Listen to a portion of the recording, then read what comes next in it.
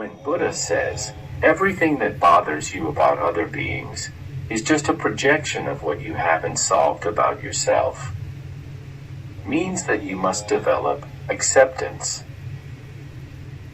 Buddha does not mean that if the other is a criminal, you are a criminal, or if the other is a murderer, you are a murderer, or if the other is a thief, you are a thief, etc.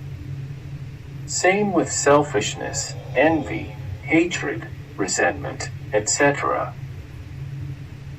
What Buddha means by this reflection is that if the other is a murderer and it bothers you, it makes you uncomfortable, you feel inner discomfort, it is because you have not understood it, and therefore, you have not accepted it. You put up resistance to crime, or to violence, or to selfishness. To put resistance is to deny, not to accept, and this causes you suffering. It may be that a delinquent person has had a very hard childhood and, to survive and be able to feed himself, has resorted to crime. Or it may be that a being full of hatred and resentment has had a childhood with a lot of lack of love from his mother, and this causes him terrible suffering.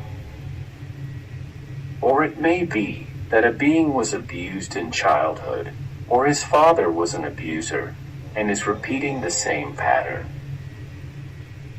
When we judge others, without understanding them, without knowing what kind of experiences they have lived, without knowing their history, and how much they suffer and have suffered, that is when we must look inside. Because it does not mean that others are bad, but it is our lack of understanding, lack of acceptance, and lack of unconditional love. And this is what we must resolve in ourselves. The moment you come to truly accept what bothers you about others, it automatically stops affecting you. So, you see life from another perspective, with more understanding, with more compassion, with more love. And in this state, forgiveness arises naturally.